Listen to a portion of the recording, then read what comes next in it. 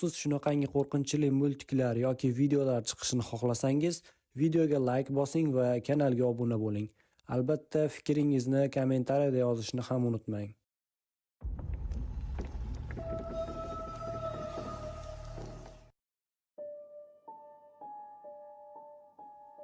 Bu men bilan it parvarishchi sifatida ishlayotganimda yuz bergan dahshatli voqea. Bir kuni internetda it parvarishi uchun ko'p pul to'lashni va'da qilgan odamni topdim. Uyi uzoq bo'lmagani uchun uning itiga 3 kun davomida qarashga rozi bo'ldim. U uyining oldiga kelganimda eshikda "Itdan ehtiyot bo'ling" yozuvi bor edi va chirigan ovqat hidi kelardi. Eshikni taqillatganimda ichkaridan erkak kishining ovozini eshitdim. U "Eshik ochiq, kiravering" dedi. Keyin it vovullagan ovoz eshitildi. Vovullash juda vahimali itniki kabi eshitilardi. Men biroz xavotirga tushdim. Eshikni ochib kirganimda uyda hech kimni ko'rmadim. Men "Siz shu yerdamisiz?" dedim. Mehmonxonadan itning nafas olishi eshitilardi. Ovoz tobora yaqinlashib kelardi. Egasini qidirayotganimda it kutilmaganda paydo bo'ldi va men qo'rqib qichqirib yubordim. Lekin bu it emas edi. Bu odam edi.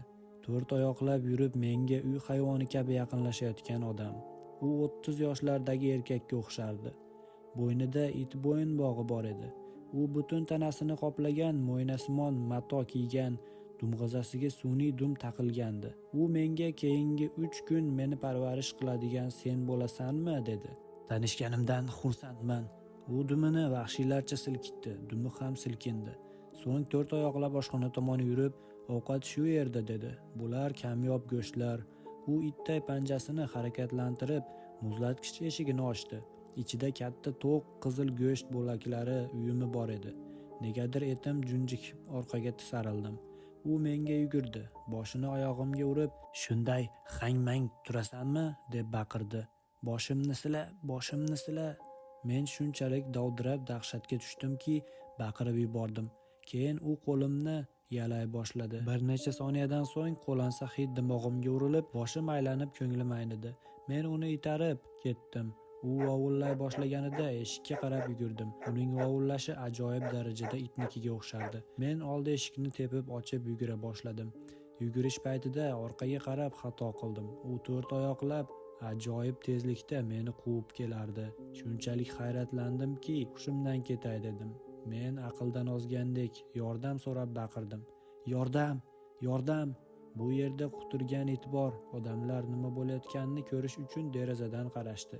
Menga qarab yugurgan odamni ko'rib ko'zlari katta-katta ochildi. Birdan quturgan it odam oldimda paydo bo'lib, tishlarini ko'rsatdi. U menga qarab irillardi, juda ham dahshatli. Shu payt bir kishi beysbol tayog'i bilan kelib itga ketishini buyurdi. Quturgan odam uni ko'rib vahshiylarcha vovullay boshladi.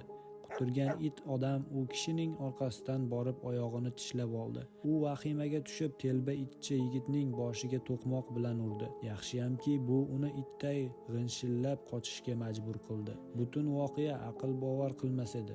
Men shunchalik qo'rqdimki nafas ola olmay qoldim.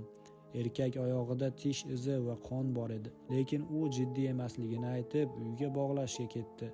Men unga ko'p bor rahmat aytdim. U esa "Bu birinchi marta emas" dedi. Ilgari bir yigit u uyda hayvon parvarish uchun ishlab, telba uni tishlab oyog'iga 30 chok qo'yilgan va bu telba yigit oldin bir marta qamoqda o'tirgan. U telba sizni tishlagach boshiga urmagunimcha qo'yib yubormaydi. Esda tuting janob, uni boshiga bor kuchingiz bilan urmasangiz, u sizni qo'yib yubormaydi. Shundan keyin men boshqa hech qachon it parvarishchisi bo'lib ishlamadim. Ammo men bu voqeadan keyin qo'rqinchli tushlar ko'ra boshladim.